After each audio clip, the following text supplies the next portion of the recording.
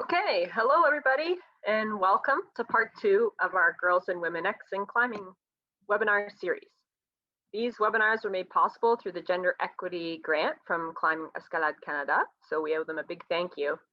Before we get started, I want to remind folks that at the end of the presentation, there will be an opportunity for Q&A. If you're unfamiliar with Zoom, please take a look at the bar at the bottom of your screen. On that bar, you should see a chat option and a Q&A option. We've disabled the chat, so if you have a question, please enter it in the Q&A. You can post your questions on the Q&A board anonymously if you'd like by ticking the box in the entry screen. You can also upvote a question you like or comment on an existing question to add a follow-up. The only thing we ask is that you do not use the Q&A board to message with your friends.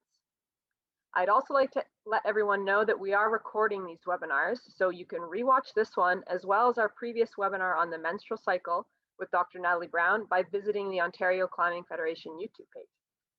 And now I'd like to introduce Christiane, the Executive Director of the CEC, who'd like to say a few words. Awesome, thank you, Liz. Hi, everyone. Bonjour tout le monde. My name is Christiane Marceau. I'm the Executive Director of Climbing Escalade Canada.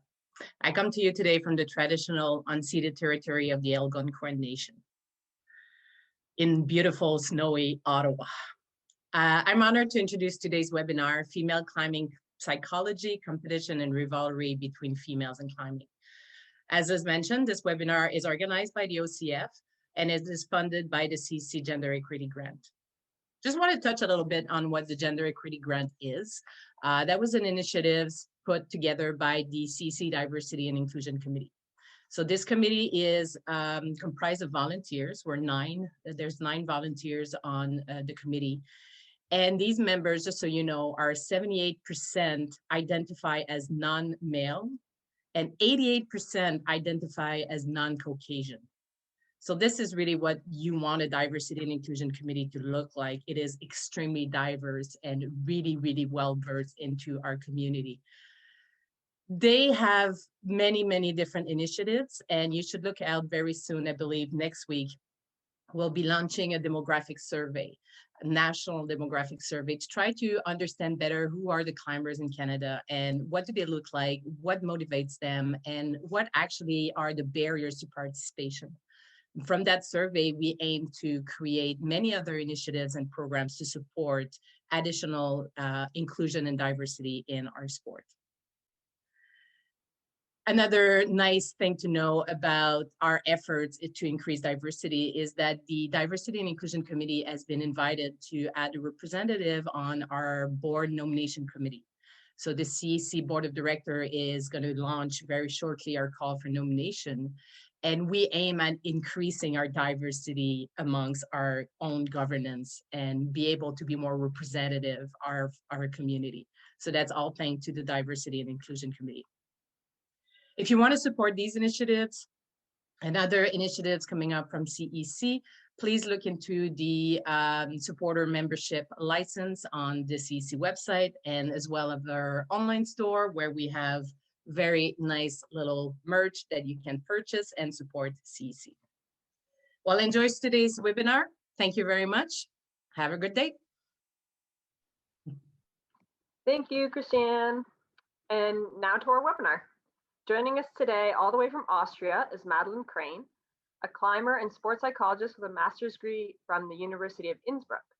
Madeleine competed as a youth and adult representing Austria at climbing competitions all over the world, so she has firsthand experience with the psychology and mental challenges climbing presents. Thank you so much for coming, Madeleine. The floor is yours. Oh, wow. Thank you so much for this lovely introduction, Liz. I'm really happy to be here today, and I hope you're having a really lovely morning. I think it's morning or noon, wherever you are right now. It's evening here in Austria. So let's just get started. Liz, you've already said this. My name is Madeleine, and I'm a sports psychologist.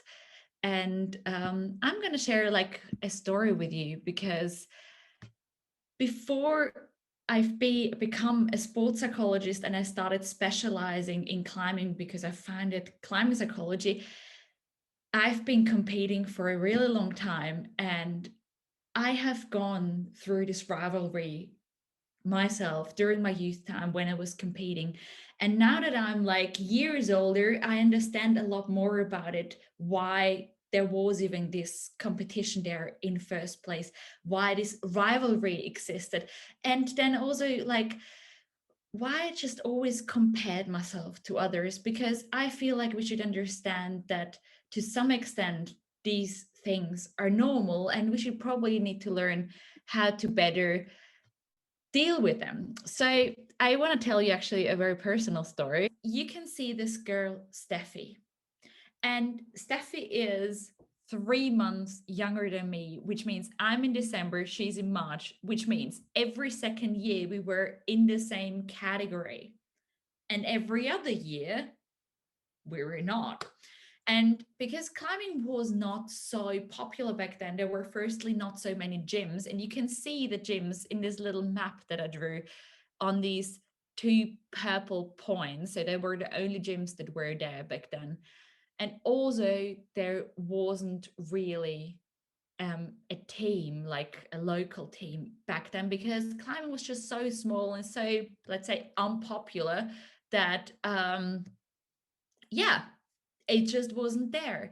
And then when I grew up, competing in Austria always meant if you were amongst the 4 best people that were sent to international comms, you were most likely to be or make a podium in international competitions, because the intensity or density of the people competing was really high, or like their level was really high.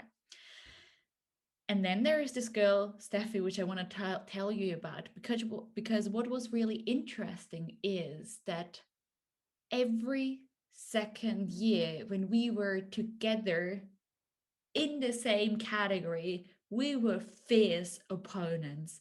We were fierce rivals. And I wouldn't go as far as I would say that we hated each other, but we did not really like each other, because we were basically like, this girl could take away my spot on the Austrian national team. And it's always easy to say, oh, it was probably her fault and she stopped talking to me. But I do probably have to take some credits there, because every second year when we were in the same category, we hardly spoke to each other. And then every next year when we wouldn't be in the same category, we would hang out like this.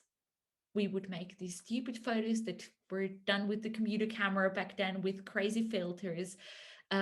We would go to events together that we really liked. We watched our first Chris Sharma show in real life together. We were best friends every second year. And then once again, next year happened. We were rivals again. We were in the same category and we wouldn't talk. And right now, like years after this, it sounds ridiculous. And I would probably say, like, what the hell did we do back then? But back then, we did not know better. We did not actually have someone to talk to about this. And we actually didn't know that to some extent, rivalry is actually normal and actually a good thing. And comparing ourselves is a normal human thing that we do. And knowing this years later, I feel both of us could have actually learned and so much more from each other and could have pushed each other even more if we had known how to better deal with this rivalry. And it took us actually a really long time, and actually to the point, well, that we both made podiums in the International Youth European Cups. So that was probably one of the nicest experiences. We had like this triple Austrian victory with Johanna Ernst, who you possibly remember because she pretty much like won everything in the adults category in the 2000s. But it took us until then to realize that there would be enough space on the podium for both of us.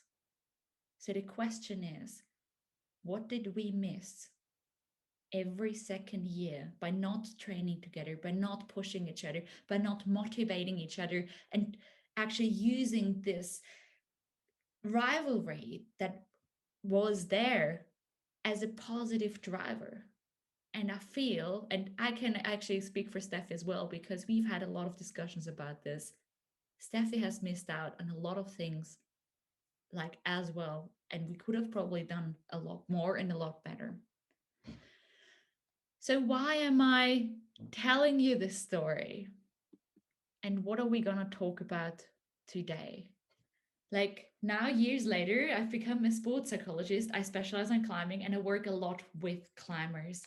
And in my work with climbers and working with a lot of competitive climbers, but also recreational climbers, things like what I've experienced during my youth happen again and again and again. And a lot of people don't know how to deal with this. But actually, before we learn how to better deal with this, we should actually probably learn to understand these concepts, the concept of what actually happens in our teenage years when we grow up. Why do we compare ourselves potentially even more during that age? Why is social comparison so normal? And what does this rivalry, particularly amongst women, even mean? So I'm really excited today to be talking about these exact topics and to create create or hopefully create a better awareness of what all these things mean. And I actually said this to Liz already at the very beginning. I normally really like to know who I'm talking to so we can make it even more interactive, or if I'm talking about examples, so I know how to formulate my examples. And based on that, we prepared some questions, and I would just like you to just answer them for you as good as you can. There is no right or wrong. And so let's just see who is there today. You got to let me know whether this actually works. The first one is, how long have you been climbing for?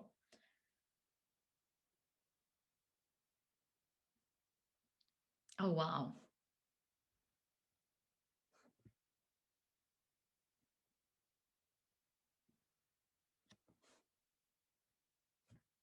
Nearly there.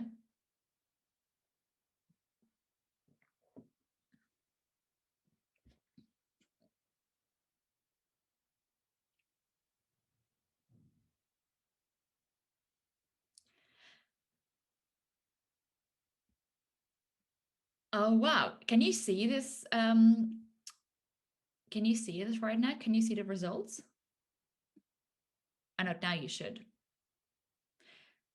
That's really interesting. So most of you have been climbing between 5 and 10 years or even longer. That's a really, really long time. So the next question is, what's your role? Like, and in which role are you here? Are you like a coach, a parent, a route setter, a competitive climber? I love it how it's moving, by the way, with the polls. It's just everything. I don't know whether you can see that already.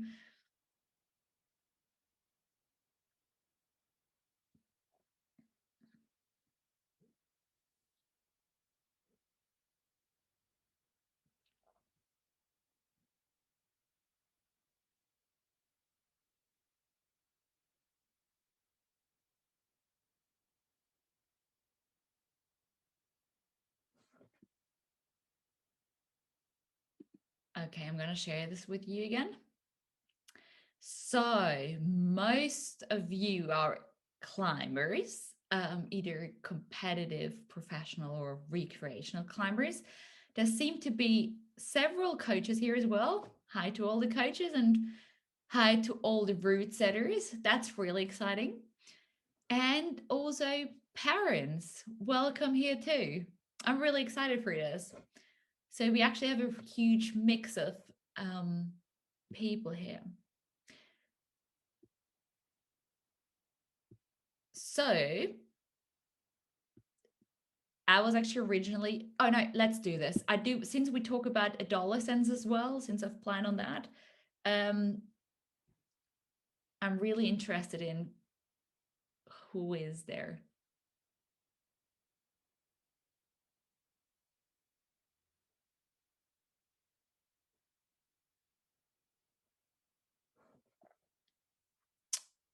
Oh, that's awesome. That's quite equal, relatively. 20 to 30, 17 people, older than 30, 17, and 20 or 10 to 20 years old. Nice. Oh, wonderful. Thank you so much for participating. And now, I want to ask you, and I would have actually guessed it's not just me, but I want to ask you, have you actually ever experienced rivalry in climbing? So if you're a coach, for example, and you've experienced rivalry in coaching, you can actually press yes here as well. Or in your job. But if maybe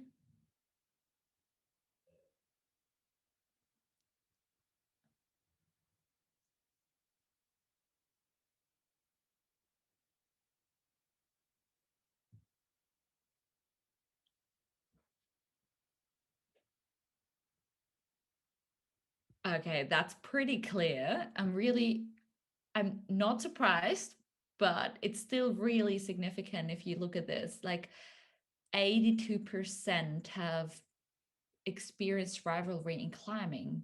So the question now is, for you, when you've experienced this rivalry, has this been a rather, like, of course it's not only positive or not only negative, but has this been like a rather positive experience, a rather neutral experience, or a rather negative experience?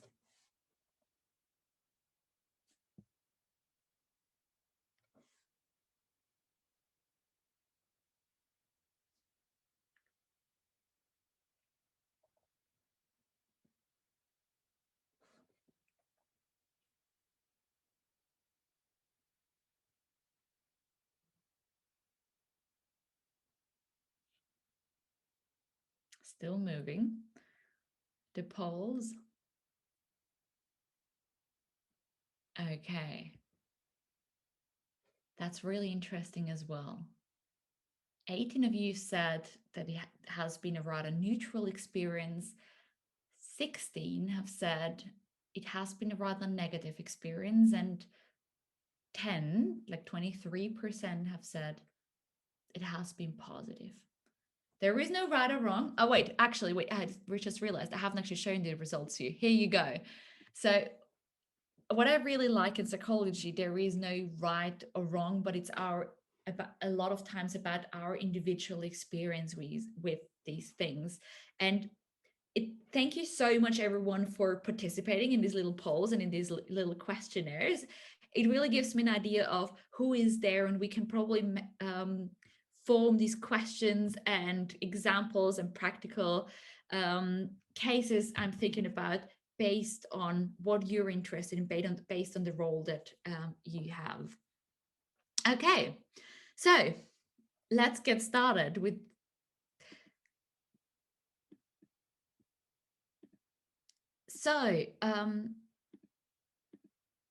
okay, I already see that there is a question. So before I get started,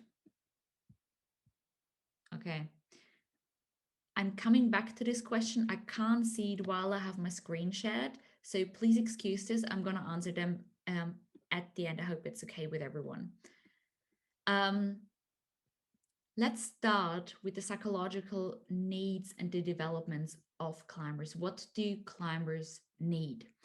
And since there are a lot of coaches there and a lot of competitive climbers, also several youth climbers, I want to actually start with understanding what are the psychological needs during our development, depending on what role we're in.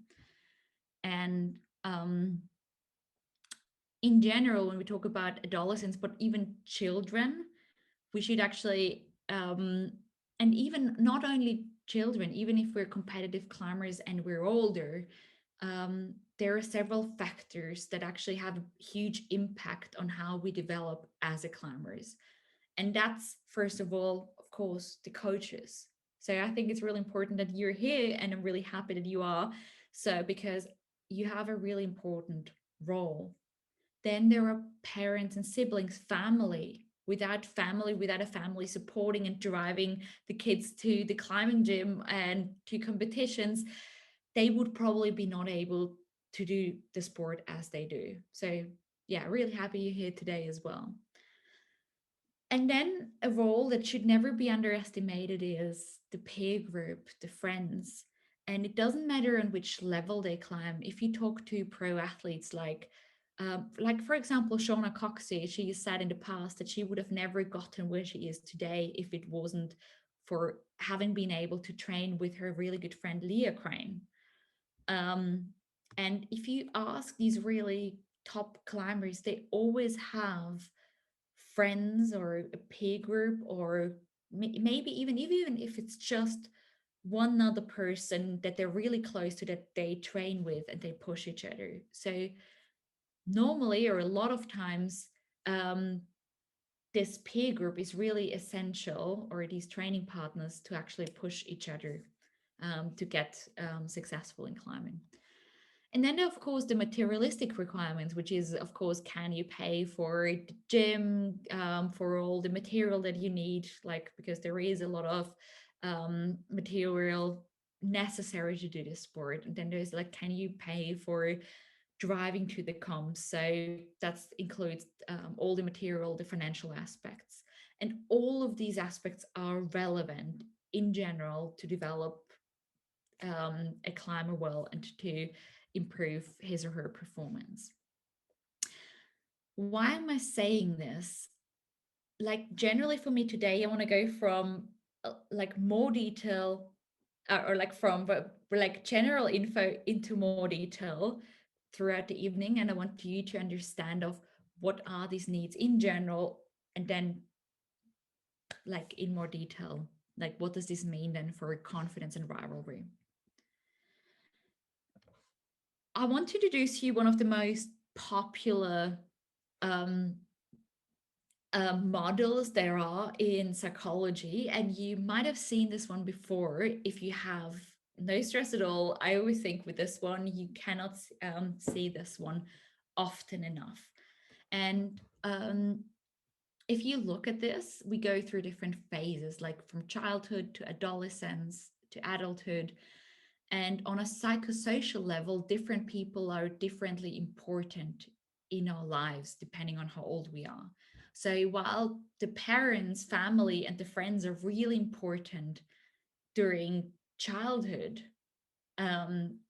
when children get into their adolescence, it's all of a sudden the friends who are number one most important people. And then the number one, the first most important adult reference person is not the parents anymore, but it becomes the coach. So with that said, it's incredibly important to understand the role and impact that you have as a coach if you're coaching youth climbers. And then when they go into a professional level, if they're in their adulthood, it's more their partner, whether that be like their training partner, their little group, but also, of course, their partner, their life partner, and their coach as most important reference people. So let's go into more detail about this. And I know we're not going to talk about children today, but there were some facts which I found really interesting, which I wanted to highlight when we were talking about social comparisons today. So I'm going to do a little detour to cover that as well before we come to adolescence. As said before, for children, most important people in their lives, or even in climbing as their reference people, is their parents, their siblings, and their friends. So these children, they do the sport, they go climbing because they just want to socially integrate, they just want to actually feel really good. And for them at that age, this team spirit, being in a group, is really, really important. Firstly, from their personal needs, but also from a developmental aspect, because they learn empathy, recognition, they get feedback, they learn to understand each other, and they learn about team cohesion. at that time. And while they have like rather low concentration, so if you've actually trained and coached these really like these young kids, like younger than around 10, they probably can't climb for 1.5 hours straight, but they probably need like a food break in between, like at some point, or just a break where they do nothing. Because they're just not able to concentrate so well yet and to persevere. But what they really love at that age is these little competitions. And you've probably actually realized it's really typical for their age that let's say they want to have these little competitions or these games. But if you don't make sure as a coach that these competitions are completely fair, they're gonna point it out. So they have this really high sense for justice. They love these competitions. They love comparing each other, but they are really needy for justice. So you can have probably experienced this where they come up, like, let's say they climb in two groups, these two routes against each other. And it's like, I don't know how the call is in English, but they all have to climb it. And once everyone is finished, they can sit down and they have done the job. And what if one route for the one group is easier than the other one? They just gonna point it out. They just come to you and like, that's unfair. That was not a fair competition. We gotta do it again.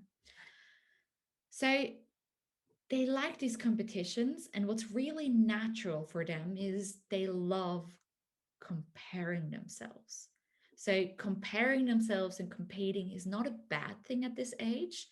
Rather, that if you do something wrong within this competition, or if someone actually makes a mistake, they're going to point it out. They're really honest, sometimes really crucially honest, that they'll prefer like, oh, maybe you should rather not say this. But that's just natural from their development. And they're just like outgoing and social. And the reason why I say this and why I wanted to mention this is because we talk about adolescence later on. And I think it's really interesting how this changes when become older.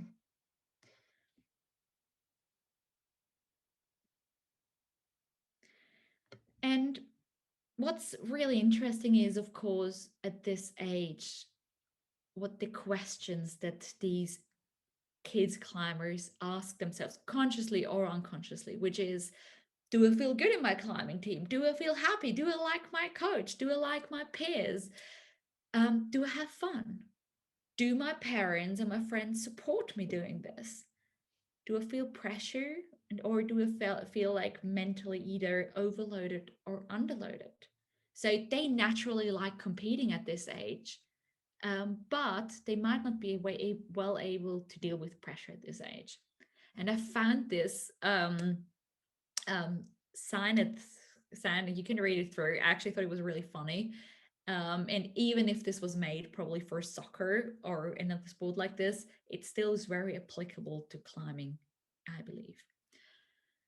By the way, on a side note, there was a study made where these kids were asked, why do they believe their parents sent them to do competitions? And I don't know actually whether you can answer this right now in the question box, because you can have a thought about this yourself. Why do you think? What do you think that these kids say? Why do parents send their kids to compete from the perspective of like the 8-year-old athlete?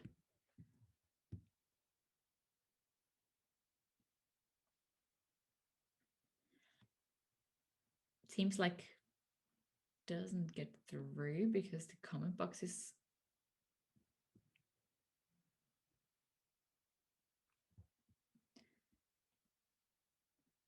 the kids thought the only reason why their parents sent them to do competitions was to have fun. And we all know that probably this is a lot of times not the case. But let's just leave it there. Let's go to the adolescence, because there is a huge shift. And I want to point that out because I think it's really interesting when we talk about comparison and rivalry, also to understand that, like, maybe to some extent, as I've said before, it is normal. So when we talk about adolescence, we talk about this age range. And as I've mentioned before, who is most important? It's the peers. So having a climbing team, having someone at at a similar age where they can hang out with, where they actually can talk to each other, with people who have similar interests, having a good team cohesion is genuinely important, and having a team that does not only foster the rivalry amongst each other, but also just fosters the individual qualities of each athlete. And that's where the coach comes into place, because the coach at that age becomes the first or the most important adult reference person for athletes. So coaches all of a sudden become real role models, and what they do, what they say actually really matters. And I think it's really important that if we are coaching athletes, we should be aware that we have an impact. We are role models for them.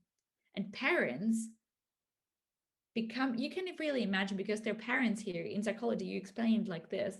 So this is probably the relationship parent and kid when they're kids, and they already get the more autonomy and space they need. They'll come back, but they need this autonomy to develop. So with that said, when the parents are not as important anymore, all of a sudden, as said before, coaches become a really important reference person. But I'll go into more detail into that in a second. What happens at this age? And I think this is really important as well to create a better understanding of what happens in our brains. So when we come in, get into our adolescence, our cerebral cortex, which you can see in this image here, has its second growth spurt, which means like thousands of nervous connections that we don't need, they die off per second. That's huge. But then also stronger connections of either some new or old connections of new ways of thinking that we need, and new things that we learn, stronger connections are made. So there is a huge change in our brain. And what's particularly developing at this part of our lives is that the prefrontal cortex, which is basically, you can imagine it's hair, develops, which is responsible for us. It's, so you can also call it the cool system. So in this part, we develop like strategies to stay cool in competitions, to stay cool under pressure. In this part of our brains, we make decisions or strategies, plans, we set priorities, we're weighing up consequences, like we're really rational, we're making risk assessments, and we just also have like this cognitive control over emotions. And that's really important to understand this, is because at this age, because there's so much happening in our brains, we're probably not as well able to suppress our impulses or when we get really emotional. At this point, we might have really still troubles to planning in the long term. It's really important that we start learning how to plan in the long term, but it's still really hard. Like if you talk with athletes, some of them, if you talk about their future vision, they might have troubles to actually imagine where they would be in the mid of their 20s. And what is also like a consequence, they're often not aware of consequences of their behavior. So that's on a biological level. And I feel like we should understand this because there is so much just happening in there. But there is something else happening on a more psychological level, is so we have these changes in our brain, but we also develop our identity, which means, who am I? Who do I want to be?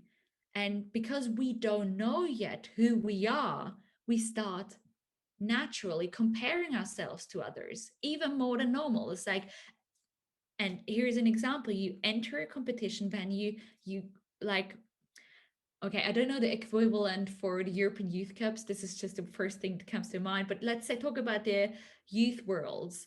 You enter the Youth Worlds for the first time, and you just see people from Austria and from the US and the ones from Germany and the Japanese. Oh, they look so fit. I don't have a chance. And you just start comparing yourself. And while it's like in competitions, we're already comparing ourselves because we might not know who we are yet and we're still trying to form our identity. We might compare ourselves even more during this age.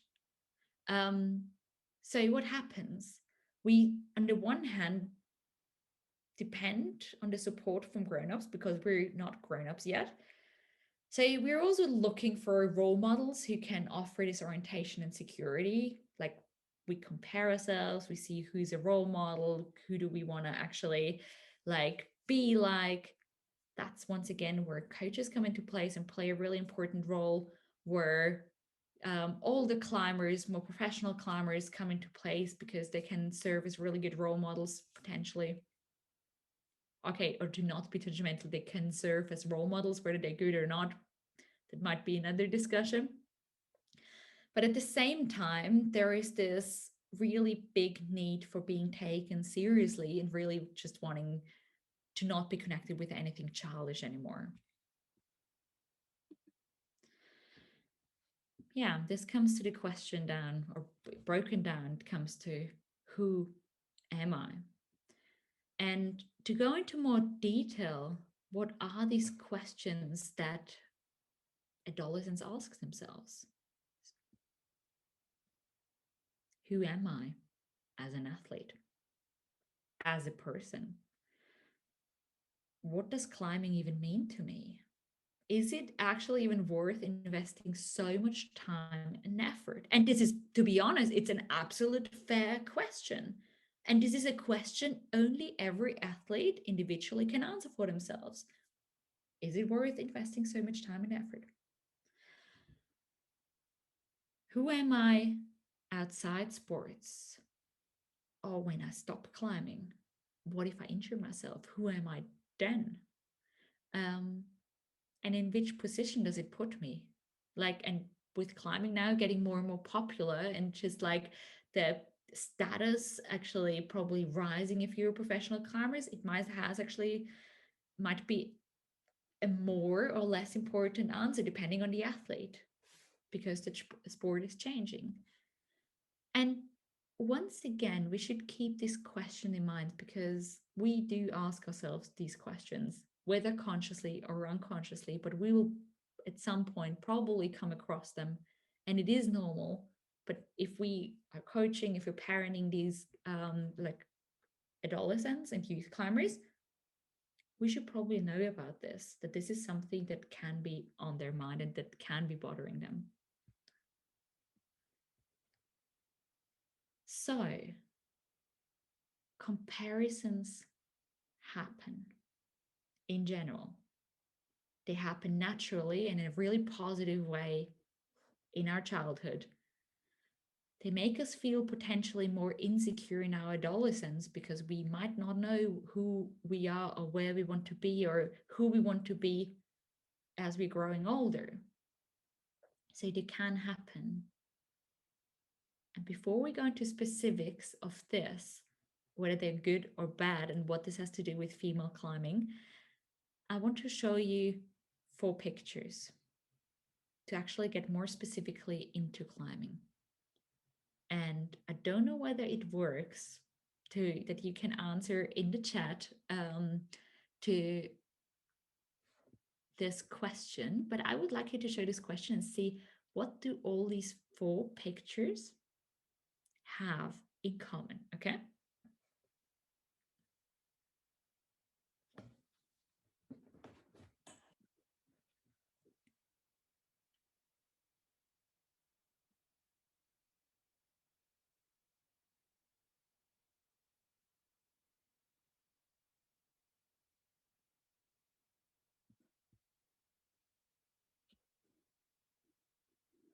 Okay, support, there is always at least one other person with the climber. You can't be successful on your own. Passion, support. There is collaboration in each picture. A female climbing. The climber is isolated from others and all support comes from outside the climbing forces. More than one person in shot, people supporting, spectated by mostly men. That's coincidence. True though. Support. Did I have a... Although climbing is an individual sport, there are always others around the athletes. I think you got it really well. And I think that's exactly what I was actually trying to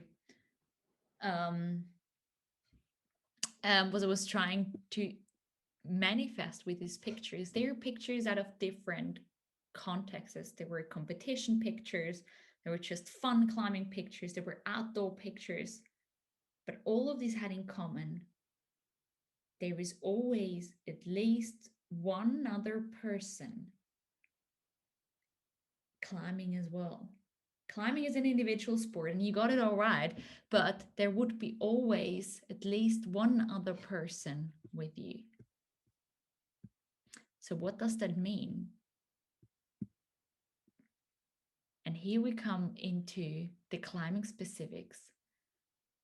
In climbing, we can't pretend. We always have someone else watching us, which means we have to be comfortable with other people watching us. We are automatically in a situation where we compare ourselves with the other person. So we always find ourselves in some way in a comparison scheme because we're never by ourselves. It's not like running where we can go out and we just do the sport by ourselves. So whether we go to the gym, whether we go outdoors, we always have someone being there. And this can have an impact on how we do our social comparisons, but also potentially on our confidence. Or our confidence, vice versa, can have an impact on how we feel in the situation when we're being watched. The problem though is, even though we naturally compare ourselves in the setting of climbing relatively often, it's not a lot, in a lot of situations, a lot of comparisons are not objective. Because if you go back to this image, if for example, in this picture, these two, like it's a couple, they compare each other, they have completely different strength, they have a completely different body size, they're good at different things. So even the same route, and even if they had the same level, a comparison would hardly be objective.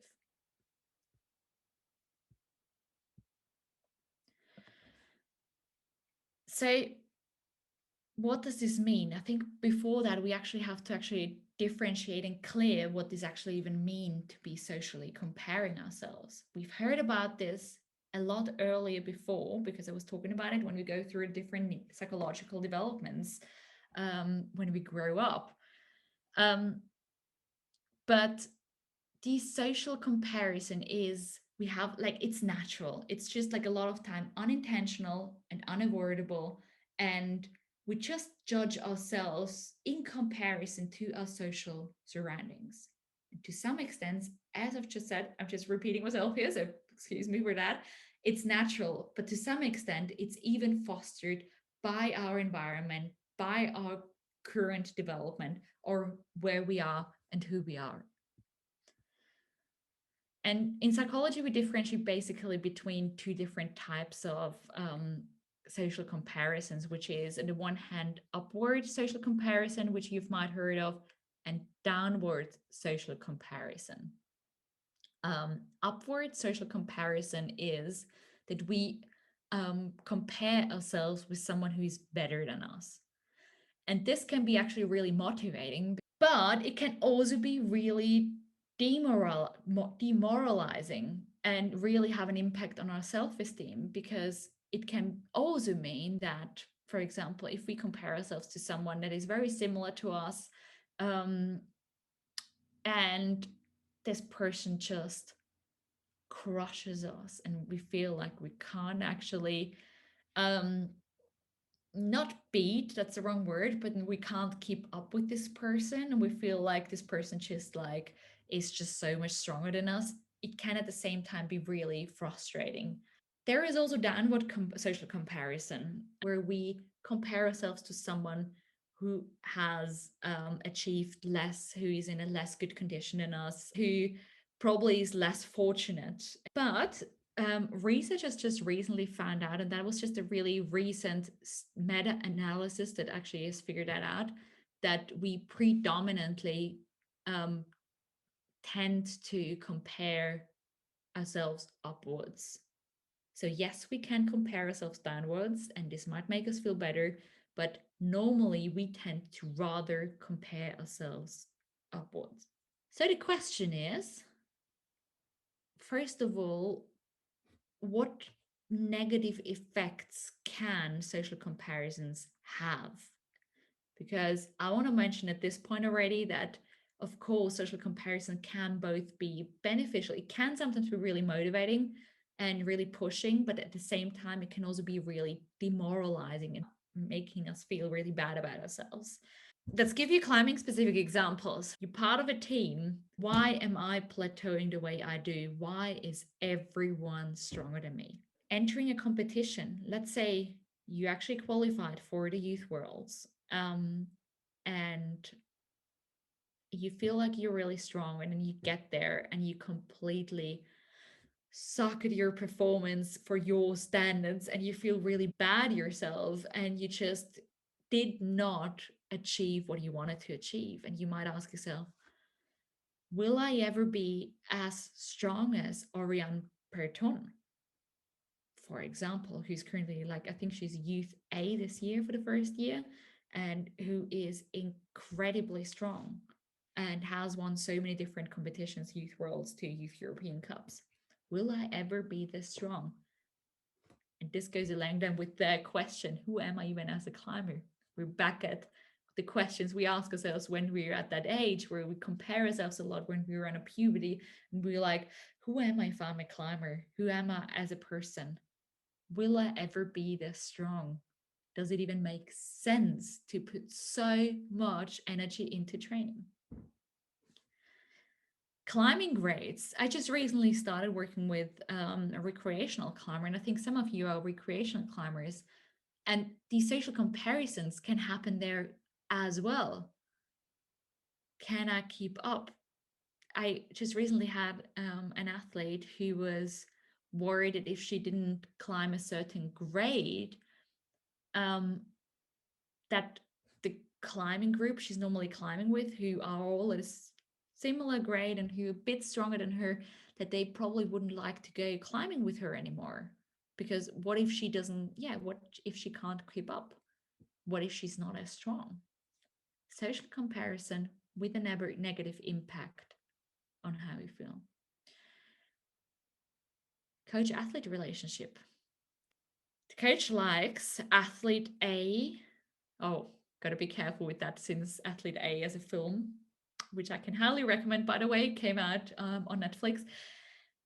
Coach likes athlete X more than me because he or she made the national team.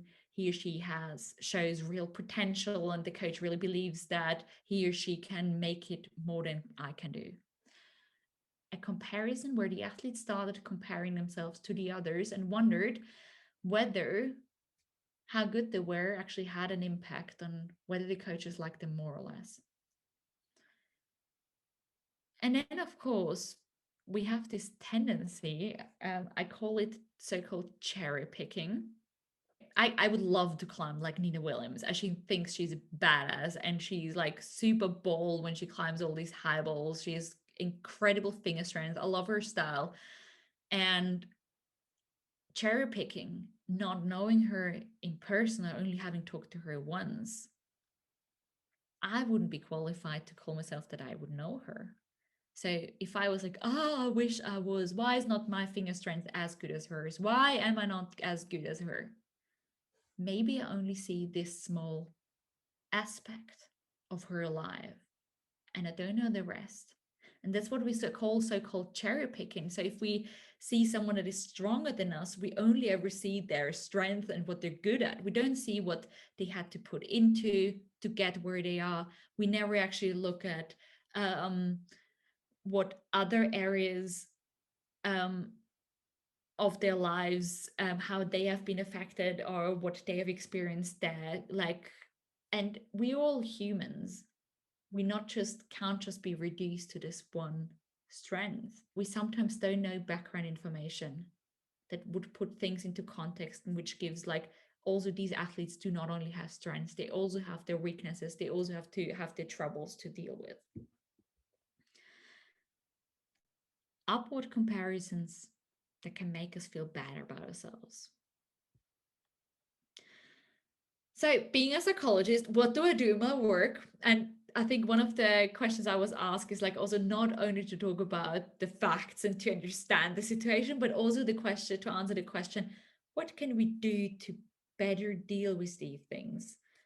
And me being a psychologist, I ask a lot of questions in my work, because these questions aim to better understand yourself and trying to find solutions that suit you in the best possible way. So I can only ask you to maybe take a screenshot or write these questions down. So if you, in the next time you notice that you're comparing yourself and you feel like this has having a negative impact on you, ask yourself, why do you climb in the first place? What do you most enjoy about it? Instead of, let's say, like, can I keep up with this on these grades? I should climb this grade because otherwise they won't climb with me anymore. Instead of trying to say, I should, see what happens if you tell yourself, I want to do this. I'm excited for this. I try my best. But we'll actually go into more details about these mantras and self-talk later. Another really good example, if we get into social comparison and if we feel really bad about ourselves, is to notice this and ask ourselves, what would our best friend say to us? Do we really not make any progress? Are we really as bad as we think we are? Is there really like anything to disbelieve in ourselves and to do not trust ourselves? How would our best friend judge the situation? And then, I said this already, do not just cherry pick people's strengths and their abilities, their achievements, because there's so much behind this which you might not know. There's never just the athlete that performs well and just like has done exceptionally well and just like hence achieved a lot. There's always like the person has to be looked at more holistically. Everyone goes through ups and downs. Everyone has their bad days. Everyone has their weaknesses. And we have to acknowledge that everyone does that, not only us. So, as I said before, there is no right or wrong, and these social comparisons aren't basically bad.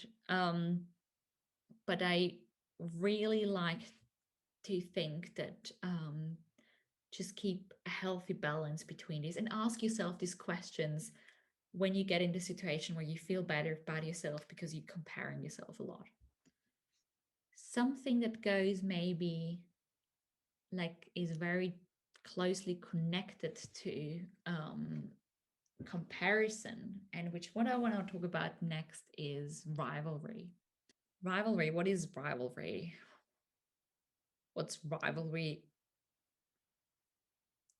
compared to competitions? Is there a difference? So if you remember the story I told you at the very beginning, Steffi and I were fierce opponents.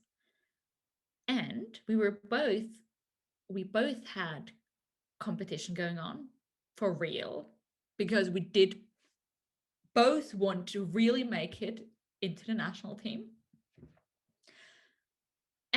But we were also fierce rivals. So what's the difference?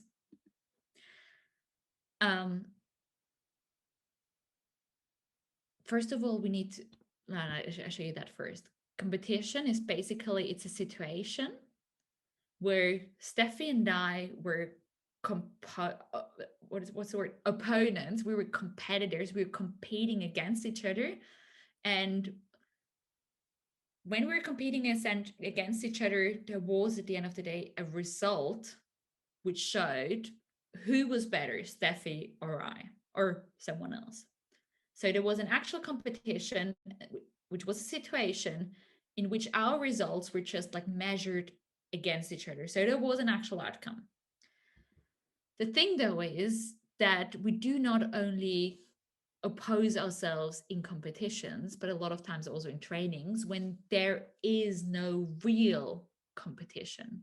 So rivalry, in contrast, is like a relationship basically between like, let's say it's this relationship between Steffi and me,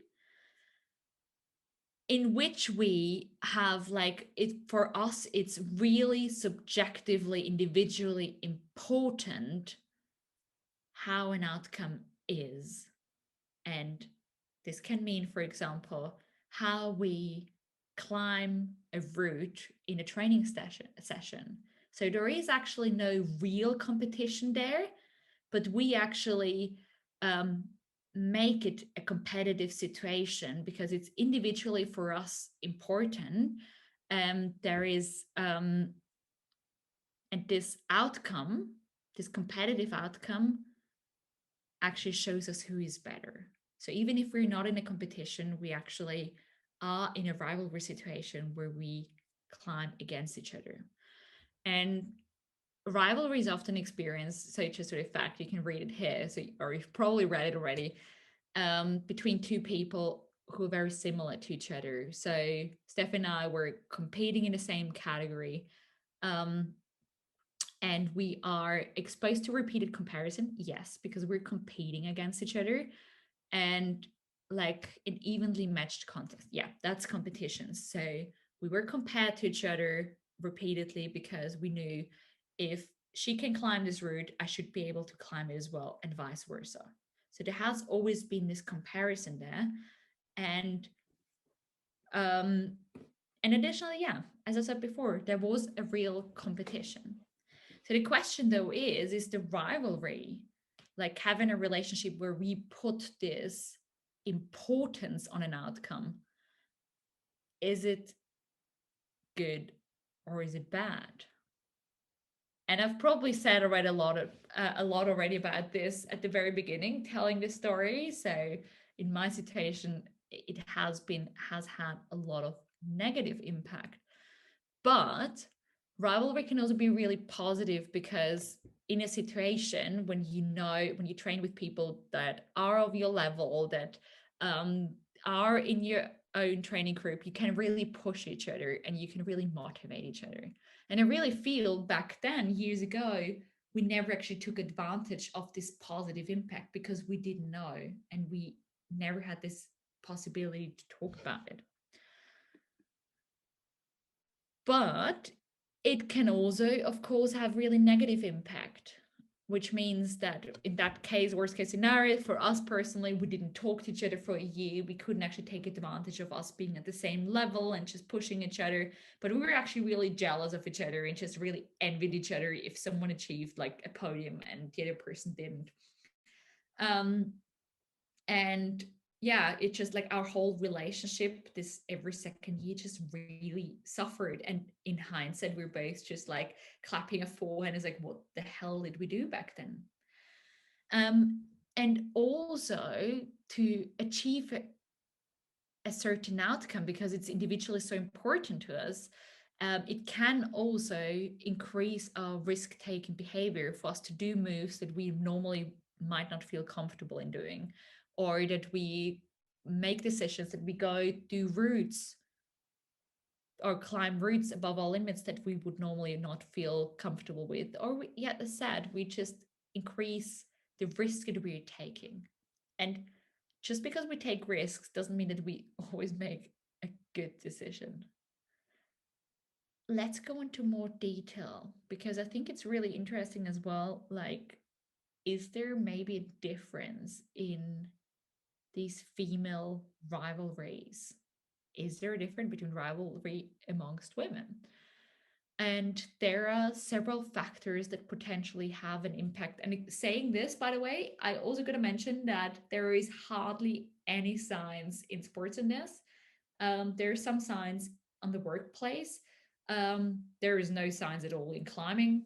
So these examples here, there are examples from work scenarios that can be applied to some extent to climbing. But please, if you're a researcher right there, you probably need to scream out loud right now, because there is currently no evidence that supports this specifically in climbing. What plays a role when we talk about female rivalries in particular? Role identity can play a really important role in fields that are male dominated. And why do I talk about male dominated fields? So if we talk about competitions, it seems like really equal. There is as many professional climbers in competition sports as there are like women and men, and also in youth there are like as many girls like guys.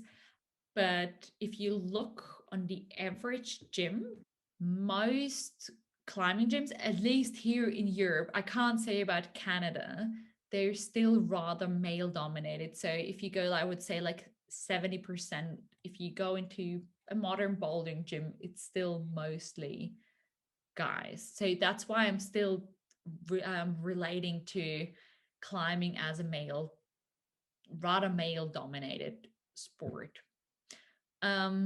I do think, by the way, there has been a huge shift. So when I grew up, I only had male role models like, I don't know, Chris Sharma and Killian Fishhuber. And there are a lot more female role models compared to back then. But I think that's probably a completely different topic. Truth is that in most situations, there's still rather guys than women in the gym. And so what does this mean? Role identity and female rivalry with in a male dominated field. We have different roles in different social groups, and these roles can be like roles that we would like to pursue. So for example, I always say one classic role would be like the class clown in class, or like the loving mother is another role, or the really ambitious, motivated climber in the gym. Or so I can probably think of a million roles. Like everyone has a certain role within a team. So if you're a youth climber, you probably have your role within your team. If you're a coach, your role is to coach the athletes. You're a role model. You actually have to fulfill certain expectations. And here we are. Depending on which role we have certain expectations in these roles, like external expectations that are what is expected of us, but also internal expectations of us. Like, for example, if I identify myself as I'm the strong girl at the gym, because it's a gym there were rather recreational climbers, like hardly anyone's have a competitive background, and I have this expectation of myself, and other people's expected of me as well. She's the strong girl that can climb these pink boulders. And then it happens that I haven't been climbing for whatever reason, because I was injured, or I had a break, or a lockdown happened, and all of a sudden I can't climb this pink boulder. And I might not fulfill my own expectations and the other expectations that go aligned with the role that I normally have, and in the role that I see myself normally. If I see myself as the strong girl in the gym, and there is another girl similar to me coming to this gym and crushing all these boulders that I normally have to really project, my identity in this moment might feel threatened, which means I might feel threatened because my expectations might not be fulfilled and someone else is just better than me. And why does it specifically matter for women?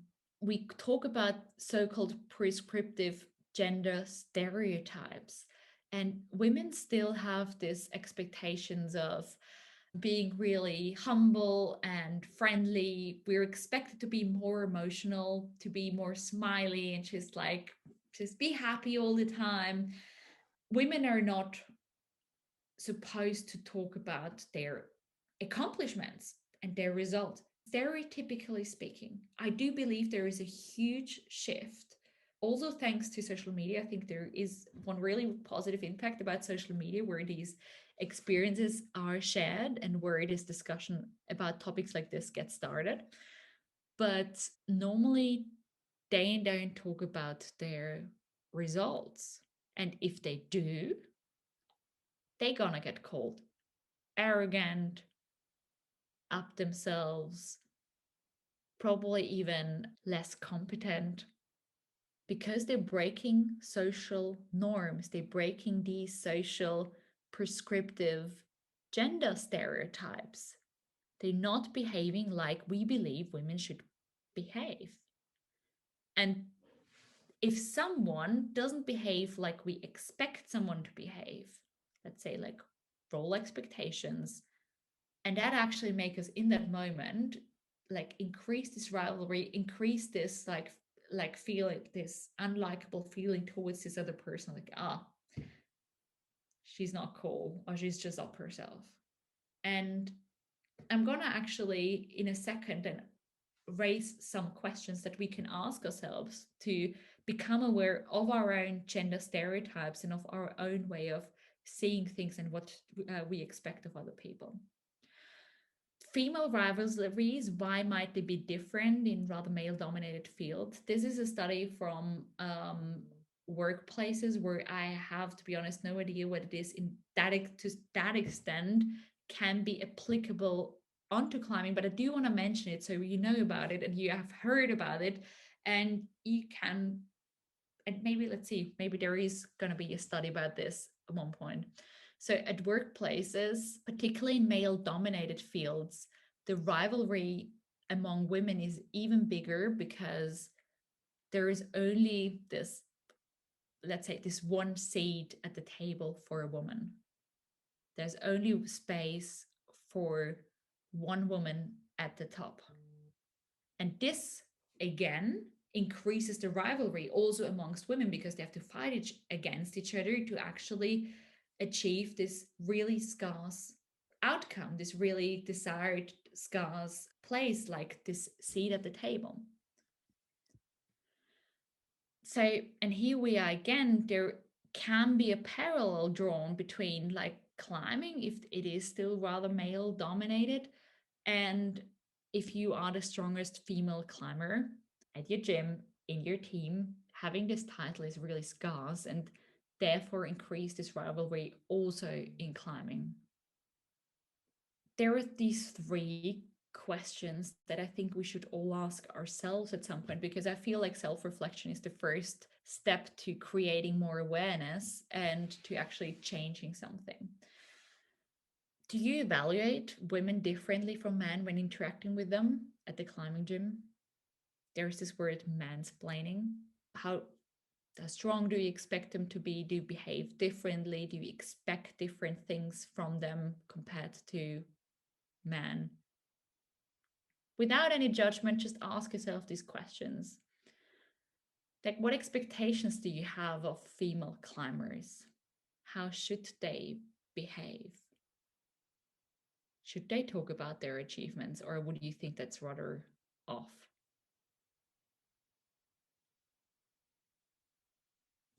Just as a food for thought, you don't need to answer it right now. So once again, rivalry can both have positive and negative impact, and it's up to us to make this decision how to deal with this. So how can we deal with that? And once again, becoming aware of it is probably the first step for changing anything. And then asking ourselves this question: what am I competing for? What is it that I'm fighting for? What am I scared of? Why is it so important for me, what I'm competing for? Can there be two of us achieving the same thing? And can we be happy for each other? Example, Stephanie, took us ages to realize. Why do I compare myself to this particular climber in a non-competitive situation, in a normal training session, at the gym in our Tuesday evening climbing session? Is this comparison actually helpful? Does it bring me any new information, motivation, and is it actually a fair comparison? And is this resource I'm fighting for really a scarce one? And then last but not least, I think is a question that we should all ask ourselves at some point, like, what do I value in other climbers, and how does my behavior, my actions, how I behave in the climbing gym show my values? How do I live my values? What's important to me? What could I potentially miss out on because of my rivalry? And these are not questions that need to be answered today, right away, within 2 seconds. You don't need to answer them now, but I want you to think about them so you get an idea of yourself and of your own, maybe gender stereotypes, of your own expectations, and about yourself, like how this rivalry affects you.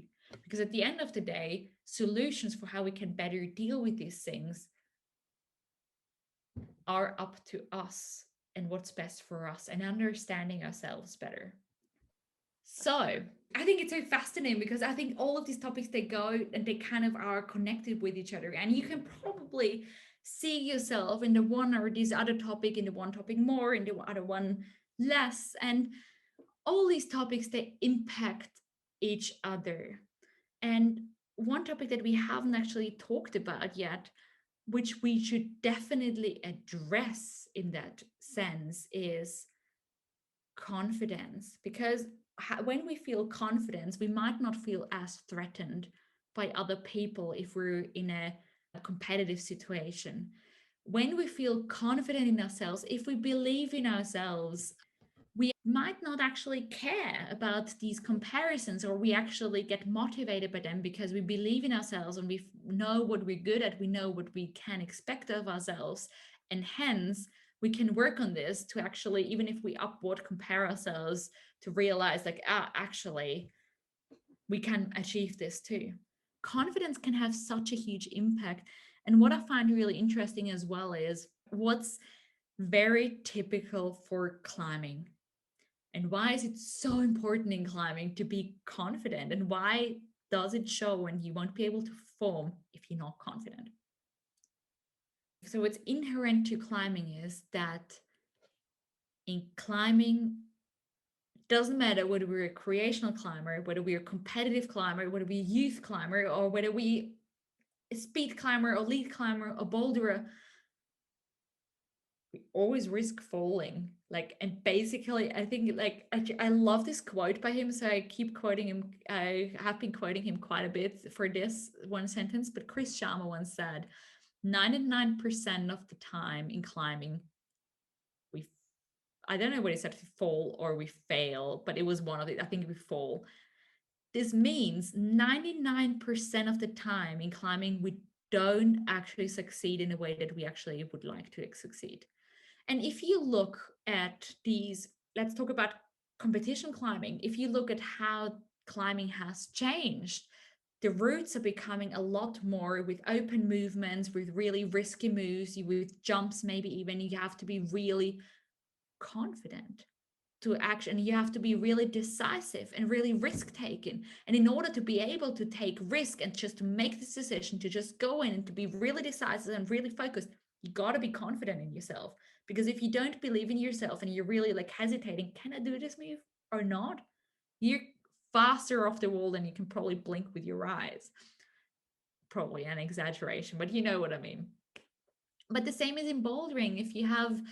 If you do these really coordinative moves, and you might have to figure out in the first goes to do this move, you might actually fail a lot.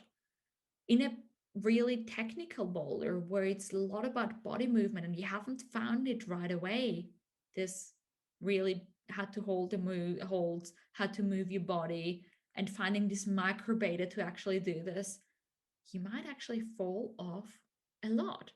And this, once again, you're confronted with so much failing that you have to be so confident in yourself to get yourself up again after each try, after each move, after each round, to not actually get frustrated by this failing. What's inherent to climbing is that we need this confidence in order to keep going, to push ourselves further, and to not get actually a mental breakdown because we've fallen off so often. So that was a little detour about this confidence and why I think it's so important in climbing. And then there is actually fact that women tend to be less confident than men, which is really interesting. And on a side note, and I'm not an expert on this, but I was recently told by a nutritionist actually that, first of all, increased testosterone levels can increase confidence. Number one. Second of all, if we're on our period, we also tend to be like more afraid, more easily afraid and less confident. So these hormones do have a huge impact. But I'm not going to talk about these because that's for some other experts to talk about, but just on a side note. Why are there differences? So generally, women tend to rather focus on what's been going wrong than what's been going right. So they rather focus on how often they've fallen off, what hasn't been going well compared to what has actually worked well. What's been really interesting, if you talk, for example, to male athletes, when you ask them about why did they get so successful, what did they do, they would tell you very precisely what they did good, and they know very exactly what they can expect of themselves, what podium they would actually get. And if something doesn't go well, it's not their failure, but they're analyzing in a way, it's like, oh, okay, this can be improved, but this was also really well. Generalized men tend to focus more on their impact on what they did to succeed, whereas women tend to rather externalize success, like, I guess I had a lucky day. I think the other person just had a bad day. I think it was just my style for route setting. And once I said this already before when talking about female rivalry, it's not expected of women to talk about their strengths and what they're good at. Women are rather perceived more likable if they are humble, if they don't talk about their success. So this also is for sure has a social impact there. Another thing, which is really interesting, how are girls already expected to be? Well behaved in school, do their homework, sit there neatly, be wise, don't fight, be a princess in the best possible, reinforced through all the Disney films. Whereas boys are reinforced from a very young age onwards to take risks, to be bold, to fight for it, to be a warrior, to, like, if they fall down, get up again. And this actually manifests later on, like in competition climbing. You need to be risk taking. You need to be confident in yourself. You need to know that you can stand up again. If you go climbing and climbing, as I said before, is inherently connected to falling, and the fear of falling is another aspect that is really natural. And still, I feel more girls actually suffer later on for a fear of falling because they have never learned to deal with this risk taking. They're told to behave, to be good in school. They might be told to be little perfectionists, and then they start climbing, and in climbing you might fall. You lose control, which can trigger this fear. So this is another example where our social norms can have an impact on how we behave later. And what is really important is that we become aware of these stereotypes that we have, our inner belief systems. What are these inner belief systems? And when we realize them, when we notice them, work on them, because inner belief systems are, by the way, often passed on from coaches to athletes, from parents to athletes. It's something that we do not only develop by ourselves, but also a lot of times through the influence of the people around us. So it's really important to become aware of them, become aware of these social norms, expectations, belief systems that we have internalized because of this, because they will impact our confidence, how we behave, how we feel on the wall, but also in our everyday lives. There is, of course, the question, like, what now if women were more confident? What if they actually stood up for themselves, if they showed these really typical masculine traits? Again, an example that was made in the office room, there were, when women appear really professional, confident and competent, the downside is, and that's once again, you can work a lot on the confidence on an individual level, but to some extent this is for sure as well a systematic problem, because women are perceived to be less likable, once again because of these gender stereotypes that we have for how women should be like. Would we rather be, like I just named it here, would we rather be respected or liked? Like, who do we want to be? What are our values? And then just form our behavioral decisions, our how we act, how we perceive, based on these values. Work on these inner belief systems, so we break these lack of confidence belief systems apart, and we can actually change them for the better. But as you see, it's a really tricky subject, because to some extent it is systematic, it has a lot to do with our social impact, but of course we can work on it individually.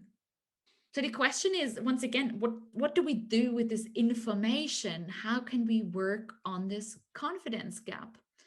And I said this already before, because in psychology, this is in general the most important step. In order to change something, we need to create awareness. We need to notice this problem for ourselves, whether that's for comparing ourselves and this has a negative impact, whether that's for rivalry and this has a negative impact, or when we feel we lack this confidence. We need to become aware of it and find out what are the sources of why we lack this confidence. Why do we experience this rivalry, this negative, and use these other self-reflective questions that I've been talking about before. If it's like social norms and systematic problems, stand up for your beliefs, stand up for your values, and talk with people about it if they think otherwise, if they put people in a box, into stereotypes. And then as well, once again, on a personal level, be proud of your strength, and yeah, don't be afraid to stand up for yourself. I prepared an exercise for you, which can help. And like, it's a mindfulness exercise that can help to remind yourselves of your own strengths. And if you're keen, if you're in, I would suggest we just try this out right now. So for the next exercise, just relax and allow your body and mind to unwind.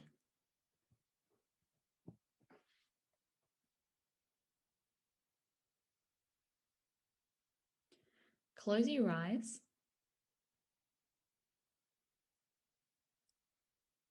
And make sure you're in a comfortable position in which you can sit or lie for the next few minutes.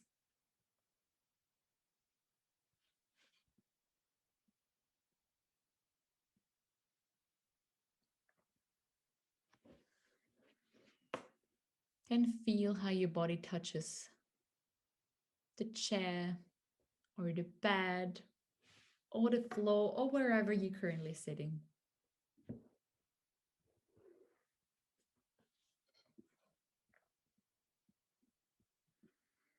Focus on your breathing.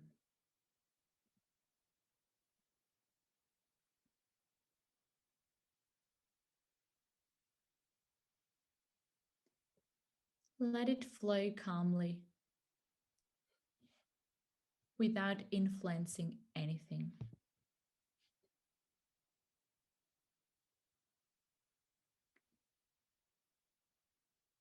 Breathe in through your nose.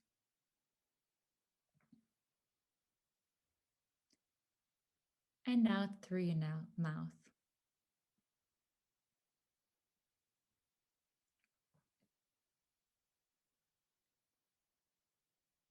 Feel how your lungs fill with air and expand as you breathe in.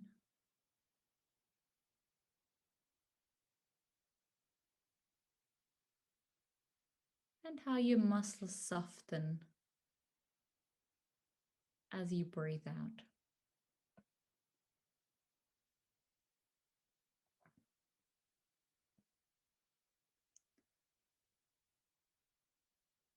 Pay attention to your stomach when breathing in and out, and feel how it is lifting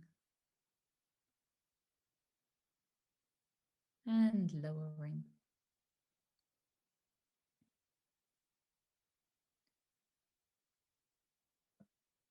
You can also put your hands onto your stomach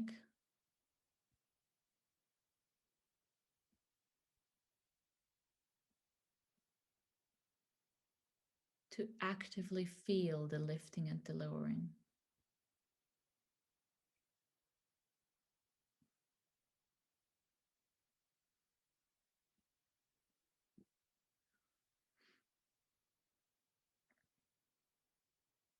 Now go back in your thoughts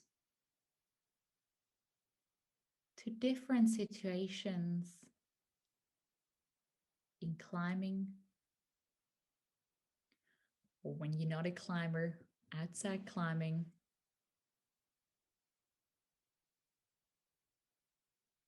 When you felt strong, self-confident, competent, decisive,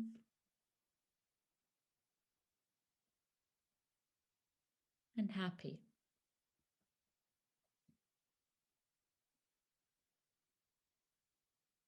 Think of a training,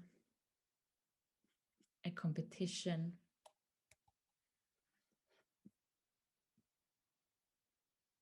or an outdoor trip.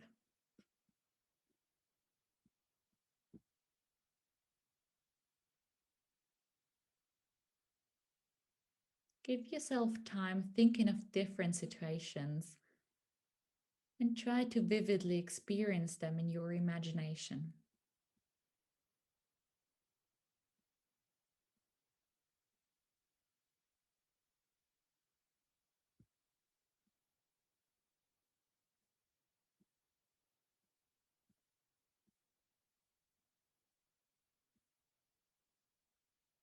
Now, choose one situation where you felt particularly strong, particularly self-confident, decisive, and powerful.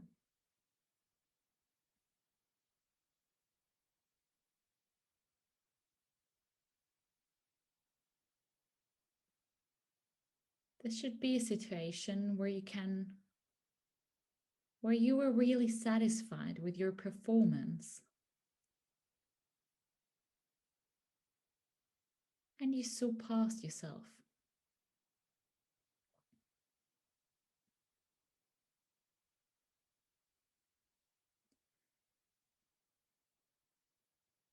Once you've found such a situation,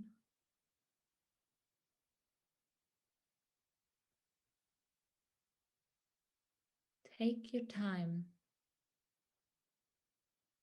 to imagine this situation as vividly as possible.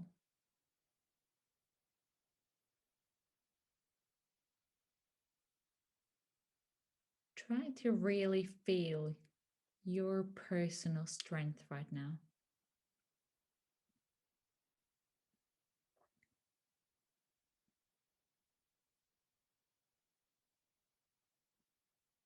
How do you feel right now?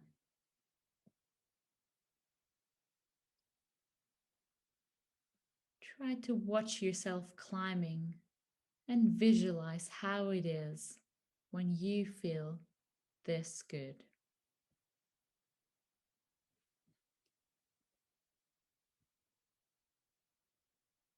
How does your posture look like from the outside?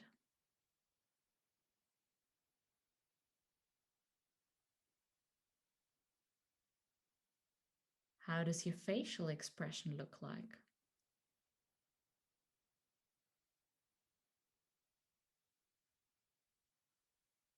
Do you possibly have a smile on your lips?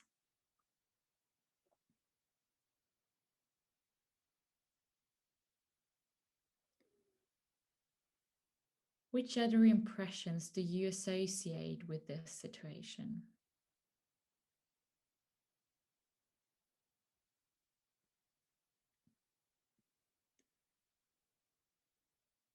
And last but not least, what did you contribute to be feeling this strong and powerful in this situation?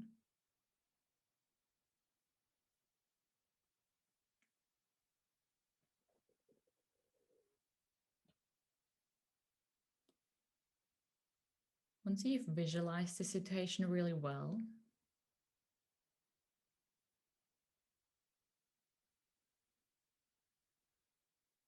try to find a word, an image,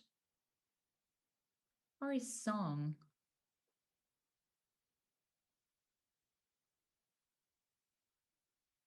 which subsidiary stands for your strength.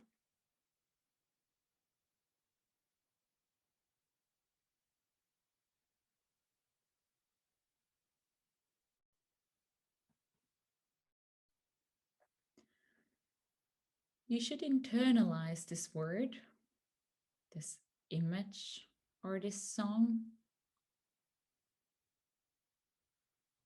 so you can concentrate on it when you're nervous, when you're insecure, or when you doubt yourself.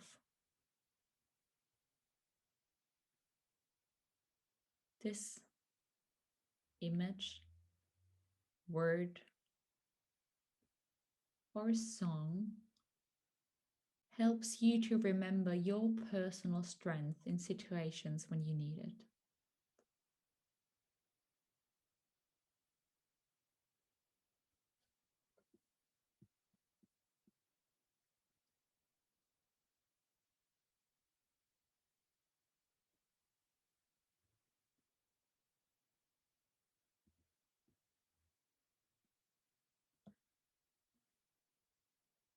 Then slowly bring the attention back to your body.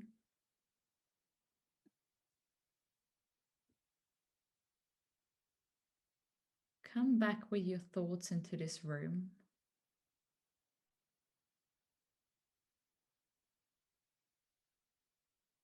Feel your weight pressing down on the chair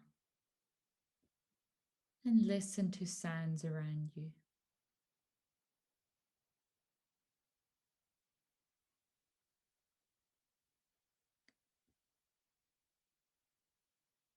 pay attention to your breathing.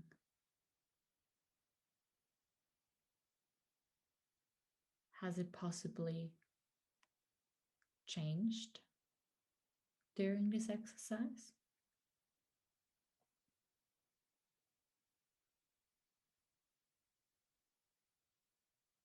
How does your body feel now? How does your mind feel now?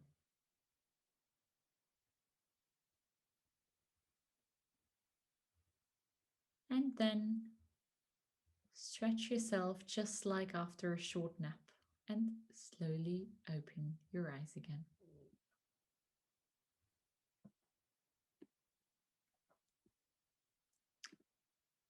Wonderful. Thank you so much right now for joining me for this little excursion, for this little meditation. I hope it helped you to switch off, and I hope you liked it.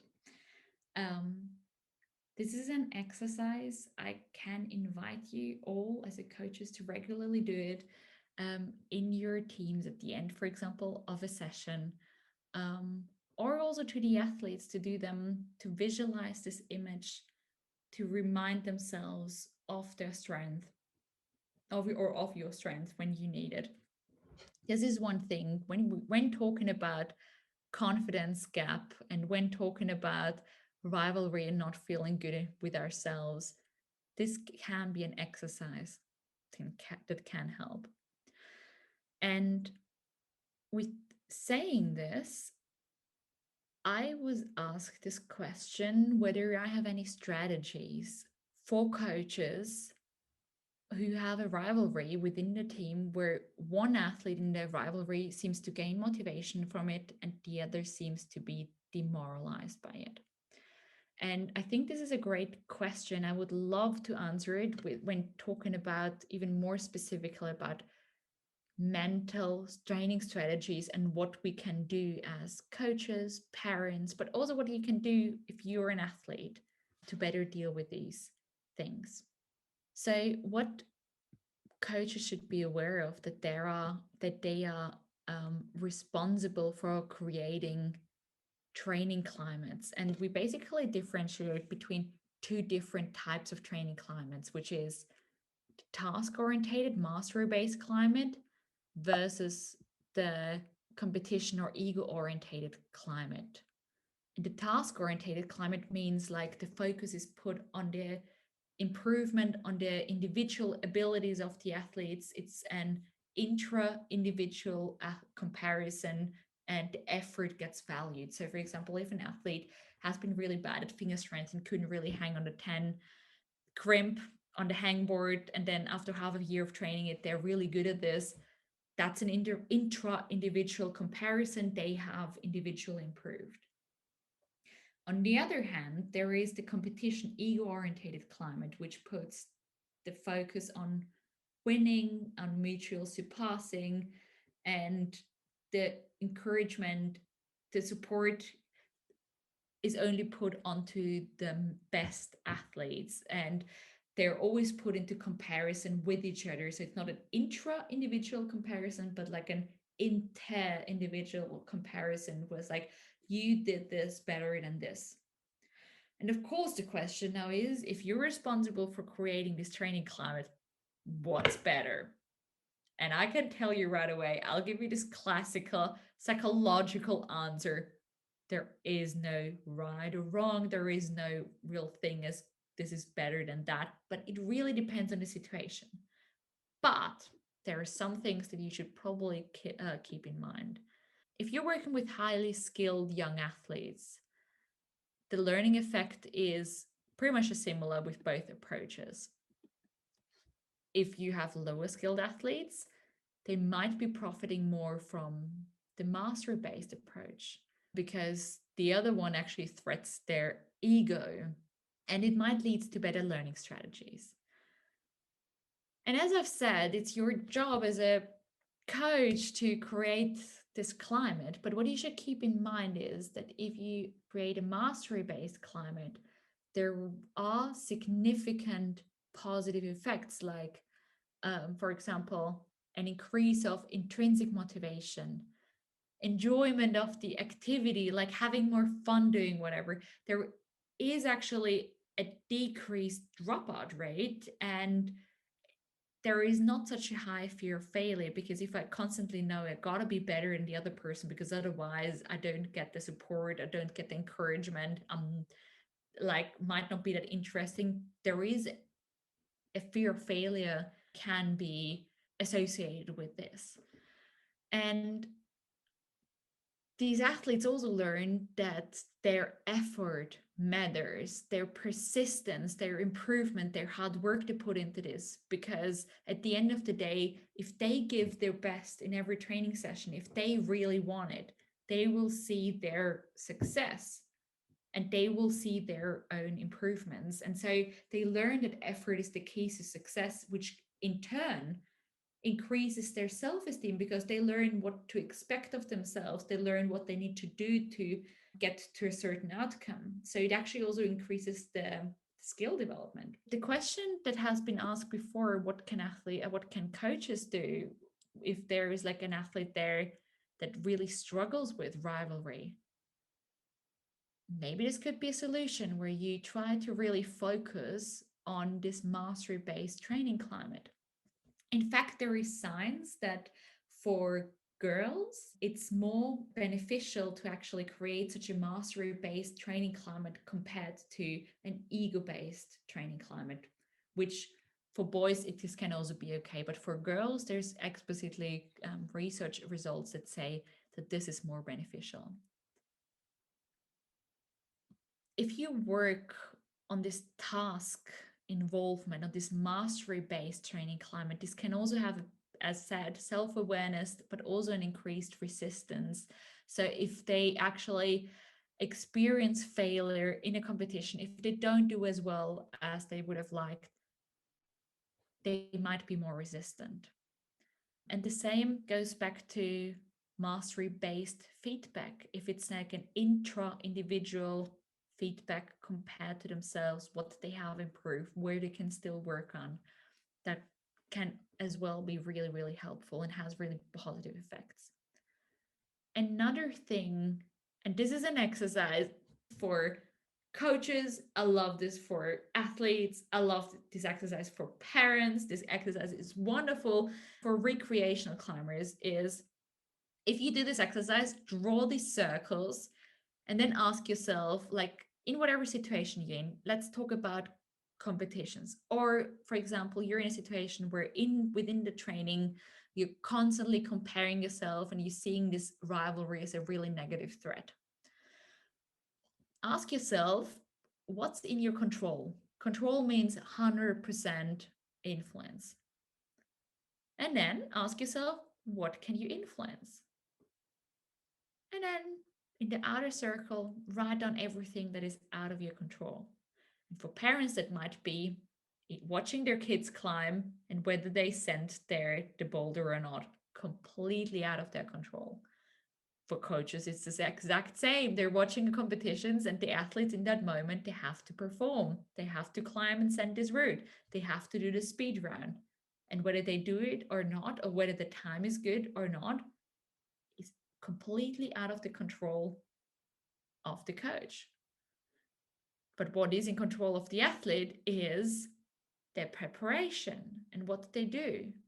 And if we focus on something that we cannot control, like for example, how others do, how my opponents actually perform in this competition or in this training session, it actually can increase a lot of stress and make us feel really bad about ourselves. So instead, also think about all the things that you can control and can influence. And then ask yourself, what would change if you put your energy onto these two inner circles, and just see what happens. And maybe in your next training sessions, try to specifically focus on these two inner circles. Another thing is self-talk, positive mantras. And this is once again an exercise the coach had asked before, that what can you do as a coach? generally these positive mantras, this self-talk can be there to reassure ourselves that we're good enough, even if someone is better, that we're trying our best and we can only try our best and give everything, instead of like feeling like we must achieve something, which can increase, once again, huge stress. Working on self-talk actually is really interesting, and you can actually try this. I give you like as a food for thought, an exercise. You can just take a sheet of paper, draw a line within the middle, and just collect all these negative thoughts. What if I'm weaker? What if I don't send this boulder? What if I'm kicked out of the team? What if no one likes me climbing with me because I'm so weak? Whatever these negative thoughts are, and you just write them all down. You externalize them. And then in the second paragraph on this side, you try to find a solution for each of these negative thoughts, or let's say a positive thought. And positive alternative thought, I don't mean that you just go out and just everything is wonderful and glitter and positive and magic and whatever, you know what I mean? Like this exaggerated positivity, that's in fact toxic. I would rather recommend is like, try to reformulate into something positive, realistic, active. And with active, I mean no negations in there, because negations only mean like, I'm not gonna fall. I only know in that case what I shouldn't do, which is really passive. Try to formulate it into something active. So once again, an exercise that you can do with your athletes, that you can do with your kids. If you're an athlete, you can try this at home. But I also believe that coaches and parents should do this exercise for their belief systems, for their thoughts, for their worries, and also for their language, because be aware that our language, our thoughts forms our language, which forms or impacts our actions. Our language matters. Here are some examples. Another woman sending my project doesn't mean I'm weak. I don't need to be the strongest in order to enjoy my climbing. There's enough space for both of us climbing. Try to formulate it for yourself, these positive mantras. I've already done this to make also a little bit of a break in between, to not just make it a long monologue for me. We just did the journey to your strength before. The progressive muscle relaxation, the problem box are just different ones. I don't know if it's of any interest to you, but I'm currently writing down all these exercises into a little mental training book for coaches. So if you're interested in anything like that, a book full of exercises that you can do with your athletes in your training sessions, just contact me or stay tuned on Climbing Psychology. I don't know exactly when it's going to be out, but it's pretty far so far. So if I may say this, I thought this might be of interest to some of you. And then, of course, there's always the question, in which environment are you? Do you feel happy in there? Because our environment does have a huge impact on us. And there is always the question, even the question was there before as well, if I have any tips for if coaches are parents, and also for the strategy, for the question for strategies for this rivalry among this athlete that has actually experiences this really negatively. Is there someone you can talk about this? Can you talk with your coach about this? Can you talk with a team member about this? Do you have a sports psychologist you can talk to just bring this topic up, where you can just unburden yourself and just like leave all your, I always go like, leave all your garbage at everything that is bothering you? Because having an external person that has an objective external view onto these things, to not be like, for example, if a coach is a parent, these are like two different roles, and there is no differentiation. This can be straining. So having someone to talk to about for things that might actually create friction can be really helpful. And particularly also if you don't feel comfortable in an environment. Another thing that you can do as a coach, tell this athlete to talk with someone about this. May that be the parent, may that be you, or may it be a sports psychologist, whoever they trust and they want to talk to. And worst case, if you don't feel good in an environment and you can't actually change anything and nothing actually works on the better, the question is, worst case, you might still be able to change teams. I think we've said all of these things before, so I do not want to repeat myself. So maybe one thing that I want to point out for women and female climbers, for female athletes in general, the emotional component of coaching is more important, particularly female climbers in their adolescence. Having someone that they can emotionally connect with is really important. And women also care more about the communal aspects of a sport. So also keep this in mind. Yeah, we've talked a lot about our psychological needs, what we can do to support our athletes as a coach, as a parent, what we can do as an athlete to better deal with these challenges that we're facing as female climbers, as youth climbers. There was a lot of information. I really hope you learned a lot. And if you have any questions right now, please ask them. I do think we have enough time for you to answer them. Otherwise, I can only give you the invitation that if you have any questions that have been unanswered that you do not want to ask right now, just feel free to contact me via email or via any of the social media channels, wherever you prefer, contact me. I don't think this is a topic where the discussion is finished today. And I hope that with this presentation, you might have actually had some food for thought, some things to think about, some new things that you learned. Yeah. And with that said, from my side on this point, thank you very much so far. Take a screenshot again if you want to have these details.